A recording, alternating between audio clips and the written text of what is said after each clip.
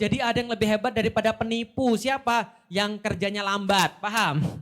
Biar lambat asal selamat. Itu yang muncul di kepala kita itu. Ini bahaya, nanem di kepala kita. Yang paling bagus kancil, yang bagus itu lambat. Paham Bapak Ibu sekalian? Enggak cukup bahwa dia nipu dan lambat. Enggak cukup. Contoh, bapak-bapak pernah dengar ada cerita cowok ngintip cewek mandi? Pernah dengar enggak cerita cowok ngintip cewek mandi? Baik anak-anak, kita akan belajar tentang cerita rakyat, yaitu tentang cerita Joko Tarub gitu kan ya. Ceritanya Jaka Tarub sedang melihat cewek mandi gitu ya. Ceweknya cantik, ngintip loh. Paham Bapak Ibu sekalian? Ngintip cewek mandi, perbuatan baik atau perbuatan buruk? Buruk, ternyata ceweknya adalah bidadari. Maka Jaka Tarub maling selendang bidadari. Bidadari nggak bisa pergi ke kahyangan. Akhirnya dia nikah sama bidadari. Pelajaran moralnya Bapak Ibu sekalian, maling kawin sama bidadari. Bagus. Sudah mulai merasa ada yang salah dalam sistem pendidikan di Indonesia? Ini yang diajarkan pada anak-anak kita, sesuatu yang gak benar. Itu baru di sekolah, belum dia pulang ke rumah, lihat sinetron, ganteng-ganteng sering gila, paham Bapak Ibu sekalian? Jadi yang hebat itu adalah ketika dia bisa naik motor, lalu ngegeng, ketemu geng lain berantem, ngerebutin cewek, kan gitu kan ya? Semuanya kayak gitu-gitu. Apalagi misalnya ketemu cewek lalu kemudian gombal, kayak gitu-gitu. Ini adalah referensi-referensinya ditanamin pada anak-anak kita. Maka Anda heran ketika ada anak ngancem bunuh diri SD kelas 6 gara-gara nulis surat cinta pada pacarnya lalu kemudian diputusin, paham Ibu sekalian? Kenapa kita merasa heran kalau ada orang-orang kayak gini? Tiba-tiba ada sad boy lah, tiba-tiba ada inilah, tiba-tiba ada itulah. Ini adalah referensi-referensi yang masuk dalam kepala kita. Paham Bapak Ibu sekalian? Coba lihat Ibnu Abbas, bedanya sama orang Indonesia. Kalau orang Indonesia ceritanya kancil mencuri timun. Orang Indonesia kisahnya tentang orang ngintip cewek mandi. Orang Ibnu Abbas sini kata Rasulullah. Iya gimana ya Rasulullah? Dengarkan baik-baik Ibnu Abbas, jangan pernah minta pada manusia. Bergantunglah semuanya hanya kepada Allah. Kalau seluruh manusia berencana mencelakakan kamu wahai Ibnu Abbas, lantas dia semua melakukan itu, tidak bisa engkau celaka kalau Allah tidak mengizinkan. Dan kalau seluruh manusia berkumpul mau mendatangkan manfaat kepada engkau, tidak ada yang bisa mendatangkan manfaat kecuali Allah mengizinkannya. Ibnu Abbas minta hanya pada Allah. Jangan minta pada manusia. Bergantung hanya pada Allah, jangan bergantung pada manusia. Hasilnya model Ibnu Abbas. Paham Ibu sekalian? Khalid bin Walid diajari juga tentang tawakal kepada Allah. Tidak ada yang terjadi kalau Allah nggak pengen. Begitu kemudian dia ketemu Ratu Persia. Ratu Persia bilang, ini ada racun yang paling kuat sejagat raya. Orang makan setetes saja bakal mati. Langsung kemudian Khalid bin Walid bilang, la haula wala quwata illa billah. Mana racunnya? Diminum. Kemudian dia bilang, ada yang mati? Nggak ada. Allah belum mengizinkan, saya nggak bakal mati. Bisa dipahami Bapak sekalian? Orang-orang yang cerita-ceritanya hebat akan jadi orang hebat. Tapi orang-orang yang ceritanya, mohon maaf, halu, yang ceritanya rendah, itu akan jadi rendah juga. Bisa dipahami Bapak Ibu sekalian?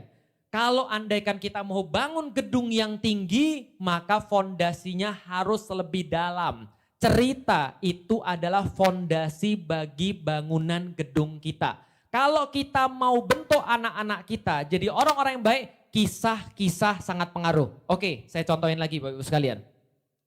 Rasulullah Shallallahu Alaihi Wasallam adalah orang paling hebat di atas muka bumi. Setuju? Setuju. Dan beliau pernah sedih atau tidak? Pernah sedih. Pertanyaannya, bagaimana Allah menghibur Rasulullah ketika Rasul lagi sedih? Cerita atau referensi. Contoh, suatu waktu ketika perang Hunain, Rasulullah bersama para sahabat Ansor lalu menang perang Hunain dan dapat pampasan perang banyak banget. Tahu pampasan perang? Gonimah. Banyak banget gonimahnya. Rasul nggak bagi gonimah ini. Kata Rasul, tahan, simpen gonimahnya. Kenapa? Rasul berharap orang-orang Taif dan orang-orang Hunain itu ketika mereka kalah perang, mereka mau taubat masuk Islam. Kalau taubat masuk Islam, harta mereka akan dikembalikan kepada mereka supaya mereka senang berada di dalam Islam. Namanya juga mu'alaf, kan gitu kan ya. Maka ditahan sama Rasulullah. Tiba saatnya ada orang-orang yang baru masuk Islam, dari antara orang-orang yang kalah tadi, Rasul bagi seluruh pampasan perangnya sama mereka dan sama orang muhajirin, orang Ansor yang ikut perang, paling banyak kontribusi, paling banyak kemudian memberikan pasukan, paling bekerja keras. Banyak bekerja keras, gak dapat apa-apa pampasan perang. Sementara mereka lihat orang-orang baru masuk Islam dikasih berapa oleh Rasulullah? Dikasih 100 unta.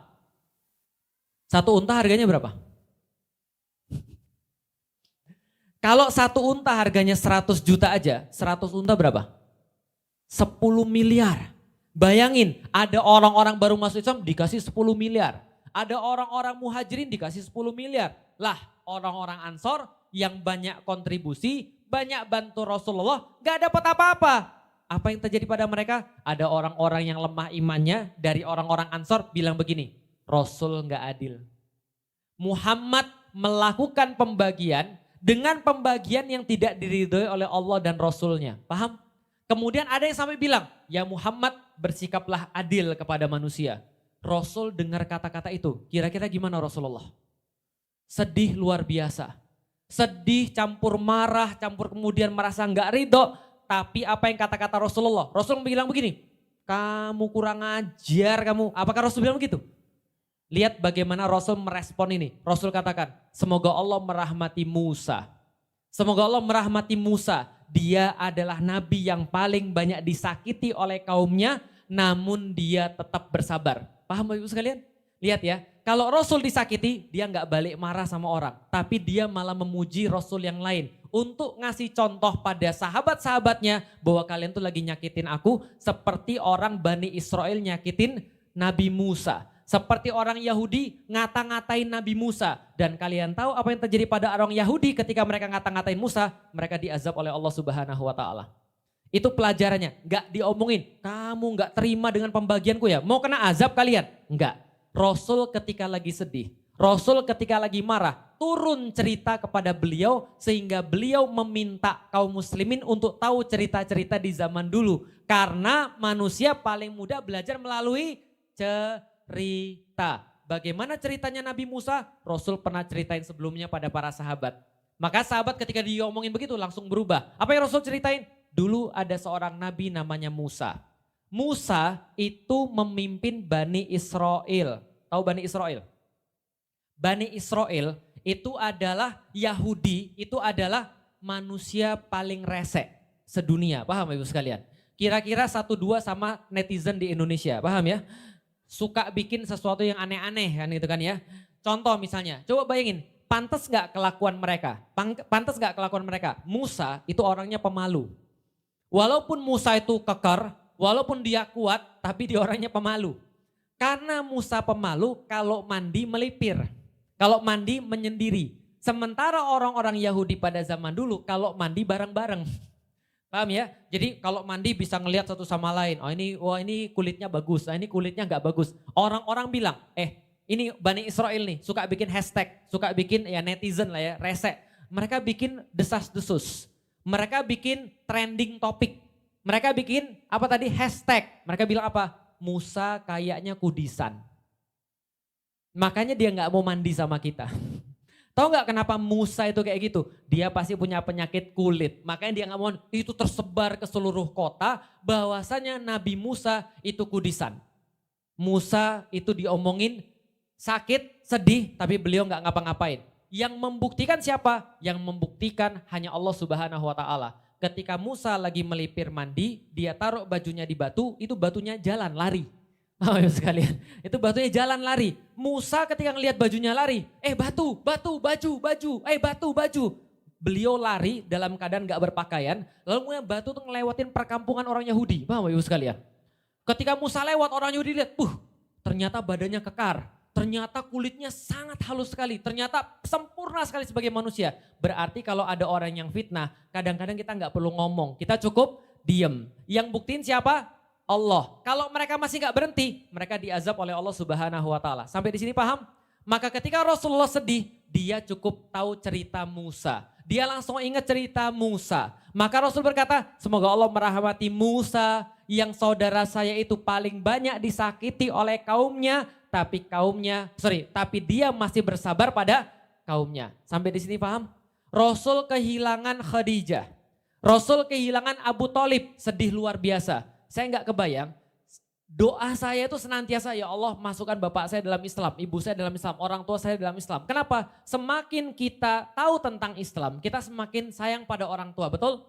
Itu saya, apalagi Rasulullah yang dia dibesarkan oleh Abu Thalib, yang dia anggap sebagai bapaknya sendiri. Karena memang fungsi Abu Thalib sudah kayak bapaknya, karena dia anak yatim. Sampai di akhirnya hidup Abu Thalib, doa Rasulullah nggak dikabulkan oleh Allah. Abu Thalib nggak masuk Islam. Kebayang nggak hancur hati Rasulullah kayak apa? Di saat yang sama, nggak beberapa lama selang dari situ, Khadijah meninggal. Rasulullah diuji dengan bertubi-tubi.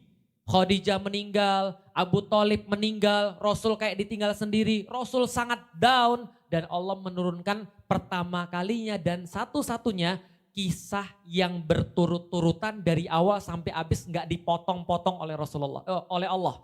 Kisah apa? Surat Yusuf.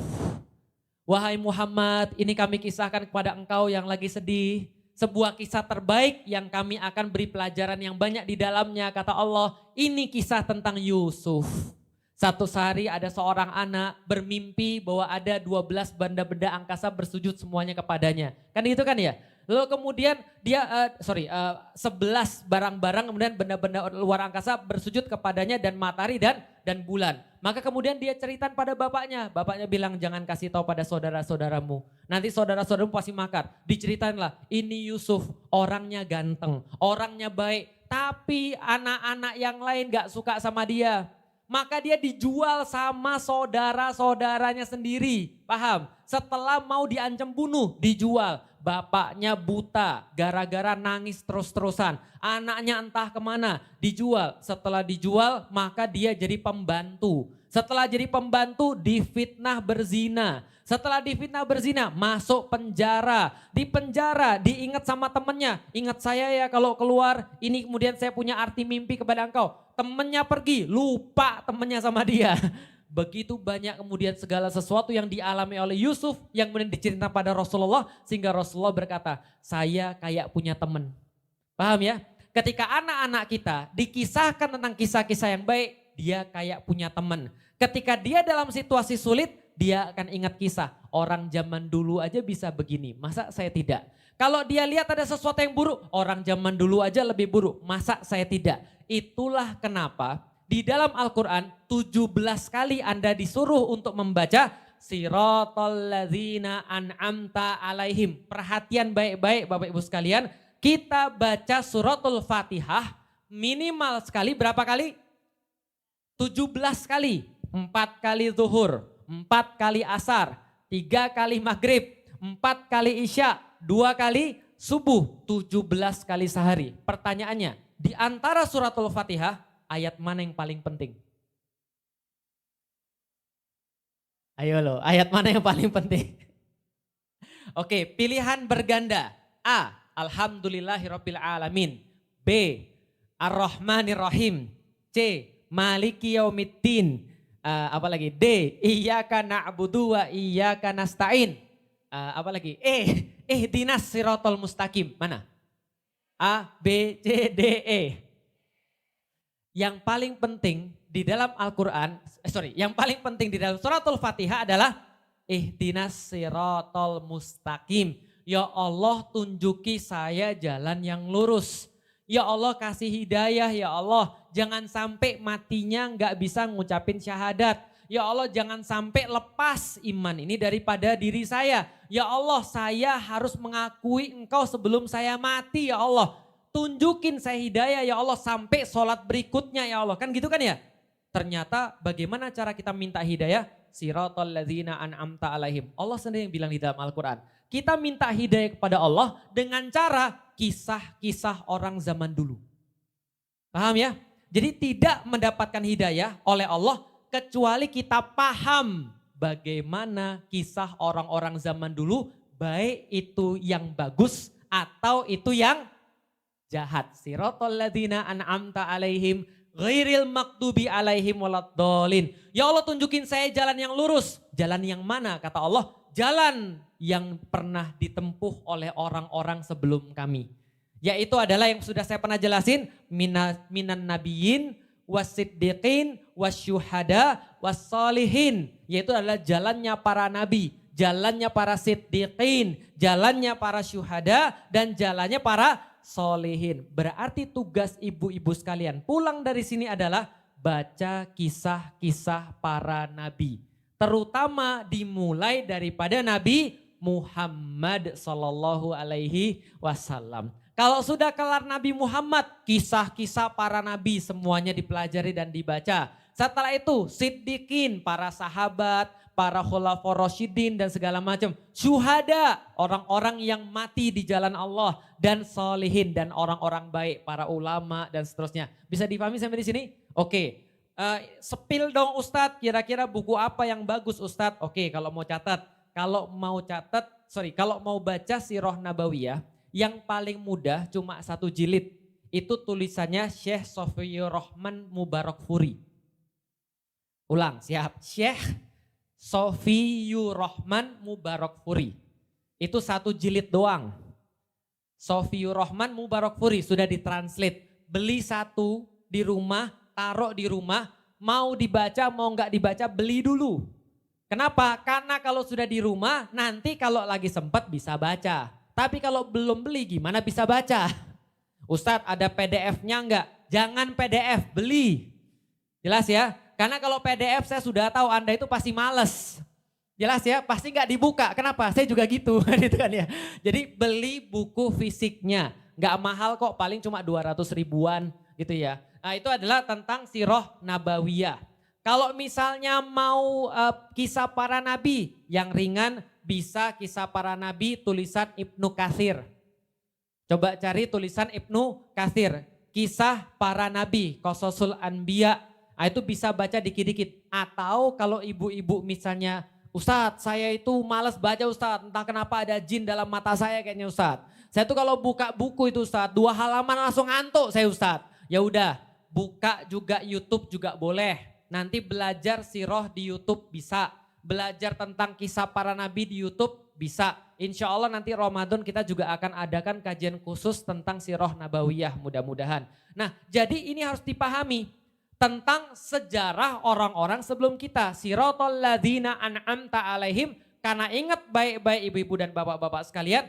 Anak menjadi kacau ketika nggak ada kisah-kisah di dalam kepala dia. Paham sampai di sini? Kisah-kisah dia di dalam kepala dia apa? Iron Man. Kapten Amerika, paham ya? Apalagi Wonder Woman, kan gitu kan ya? Ya wajar aja hidupnya gak ada bener-benernya. Karena gak ada kisah-kisah yang bagus. Jadi kalau dia ketemu masalah, dia akan menyelesaikan dengan gaya Iron Man. Dulu Iron Man pernah berkata, kan gitu kan ya? Wonder Woman pernah berkata begini, gitu kan ya? Bisa dipahami gitu saya. Yang penting itu adalah cinta, karena cinta di atas segala-galanya, paham? Makanya ada orang bilang agama tuh gak penting. Udahlah gak usah mabuk agama. Yang penting tuh cinta bukan agama. Paham? Gara-gara kebanyakan nonton film. Makanya pentingnya mengisahkan kisah-kisah yang baik pada anak-anak. Tapi itulah parahnya sistem pendidikan kita. Kadang-kadang guru-guru sejarah, kadang-kadang guru-guru agama gak pintar cerita. Ketika guru-guru agamanya gak pintar cerita, anaknya mabok. Sementara orang-orang Hollywood buat cerita berapa ratus dolar, 300 juta dolar, 400 juta dolar, ratusan miliar mereka buat cerita. Ratusan miliar mereka buat film. Oke tapi gak apa-apa lah. Yang penting ibu-ibu tahu sekarang pentingnya referensi. Dan gimana caranya merusak umat? Gampang. Rusak aja apanya? Referensi. Itu yang terjadi di Indonesia. Makanya Barat, Hollywood menghabiskan ratusan miliar untuk buat satu film untuk bisa ngasih cerita ke anak-anak kita. Untuk bisa ngajarin anak-anak kita. Dan sudah ada penelitian. Apa penelitiannya? Penelitiannya adalah tidak ada yang lebih baik cara memasukkan referensi kepada anak-anak kecuali melalui cerita. Jadi ibu-ibu belajar dari sini apa? To be a better family, Anda harus melakukan sebuah perubahan. Perubahan apa yang harus dilakukan? Yang non fisik duluan, yang gak kelihatan duluan. Hari ini kita belajar bagaimana cara kita mengubah yang non fisik lewat sejarah, cerita atau referensi.